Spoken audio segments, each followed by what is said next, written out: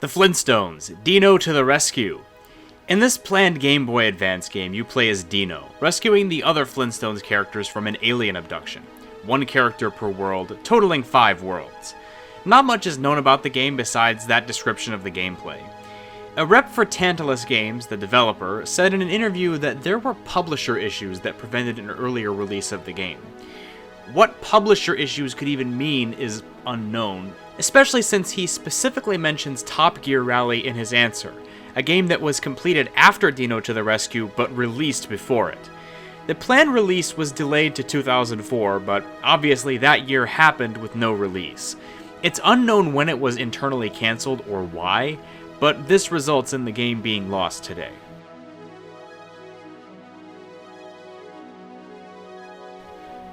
The Umpire Strikes Back. This ESPN game show made use of contestants on teams with celebrity guests, as well as ESPN's archive, to create a very ESPN take on the genre, with rounds involving identifying connections between sports moments, identifying the significance of certain numbers in sports, remembering quotes, remembering player injuries, and general sports knowledge. It's safe to say this show had it all, in terms of what you could possibly want from a sports game show. Despite this, it was quite unknown in its day, only airing 12 episodes in 3 months. No full episodes are available currently, with simple clips being all that publicly exists.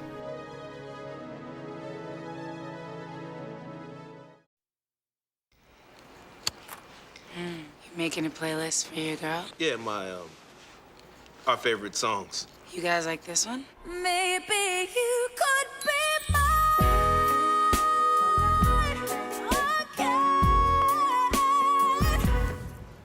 Yeah, we like that one.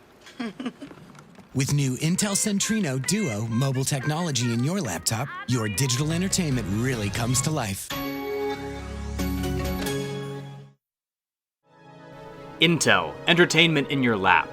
This was a rather bizarre ad campaign in the 2000s, where celebrities would sit in people's laps, and this would be compared to using a laptop. Apparently, laptops with Intel chips are seen as better by comparison, so that's a reason to buy them, I guess? You can watch all these ads except one featuring Tony Leung. While the video is available with Chinese audio, the English version is nowhere to be found. It's unknown if there even is an English one, but the existence of a promotional poster in English implies the existence of the English ad, since all the other English ads got promotional posters.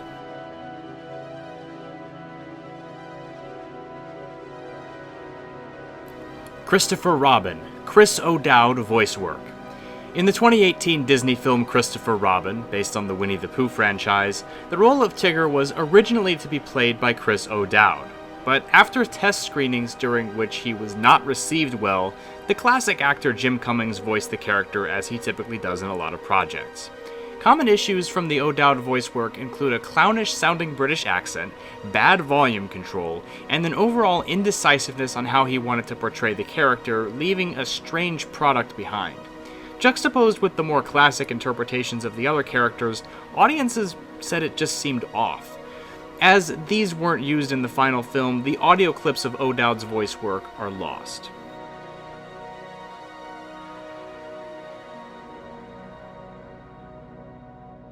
Judgmental. In 2017, an idea gained enough traction to get a pilot for ITV2. This pilot was Judgmental, a simple idea, with 2 teams of celebrities trying to guess what a person does for a living simply by looking at them. While this was a unique idea and one I personally could see working, the pilot never got picked up, leading to its obscurity. There's no screenshots, footage, anything tangible besides a logo. Even the celebrities themselves that made up the teams in the pilot are unknown. The only concrete information that exists is the premise and the fact that Matt Edmondson was the host.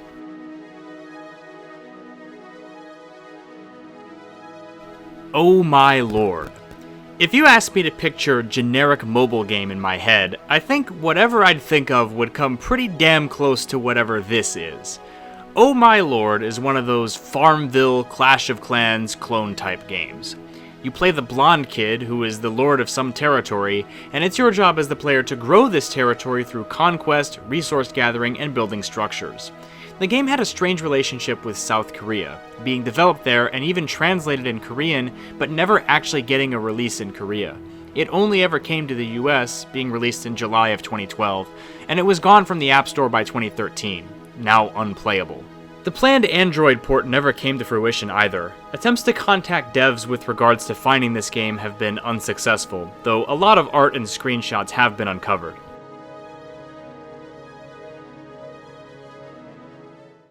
You were there when the phenomenon began. Is that your final answer? Name off. He just won $1 million! You just won $1 million!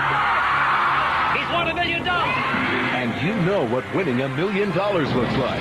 Now, imagine what winning $10 million looks like. Starting tonight, It's Super Millionaire, baby! it's night one of a 5-night event with 2 new lifelines. Double dip, 3 wise men that will mean everything. $10 million! Night one of Super Millionaire begins right now on ABC. Can't wait. I really can't. Who wants to be a super millionaire? This is one I came across that I just assumed was found already, and wasn't aware of its lost status. In 2004, this version of Who Wants to Be a Millionaire aired, and was bigger and better than the main show in pretty much every way. With the addition of 2 new lifelines and a prize of $10 million up for grabs, this was an event. Notably, Robert Essig actually won $1 million here, and had to answer the fewest questions correctly to do it, since the actual number of questions in the game didn't change.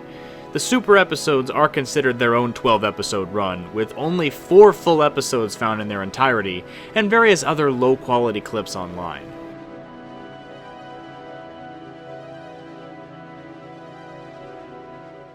We'll be right back with My Life as a Teenage Robot on Friday Night Nicktoons. Now, blast back to My Life as a Teenage Robot on Friday Night Nicktoons. Friday Night Nicktoons.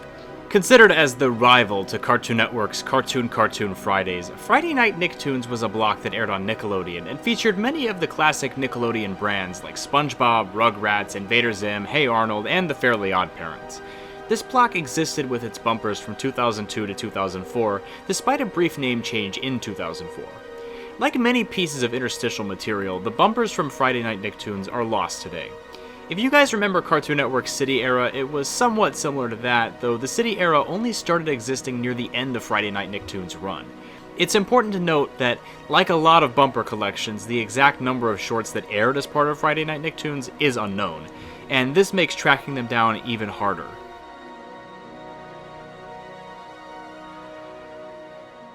Spider-Man: The Venom Factor. In 1996, a choose-your-own-adventure game released for PC titled Spider-Man: The Sinister Six, that blended a 2D, 3D art style together to create a unique aesthetic. Announced on the website was a sequel, subtitled The Venom Factor, but it never came out. This is despite evidence existing that it was actually completed, as it was listed among completed games on the developer's website. Information beyond this is murky. Spring 1997 was the planned release date, but this obviously passed with no release and no announcement of cancellation. Sapphire, the company that developed Venom Factor, went defunct in 2007, so the chances of any of these questions being answered are very slim.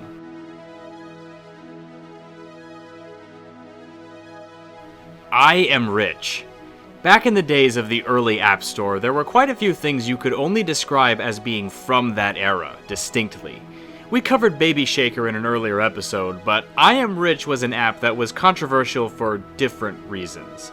The developer, a German man named Armin Heinrich, made it as a satirical app, making fun of people who only complained about apps costing 99 cents. As this app cost a whopping $1,000 and only displayed a glowing red orb on the screen. Obviously, people were not amused. It amassed an impressive 8 downloads before being taken off the App Store within a day of existence. While Heinrich considers it to be an art piece, obviously there's not really much point in preserving it. Though purely through a lost media completionist perspective, it's probably not going to be preserved, unfortunately.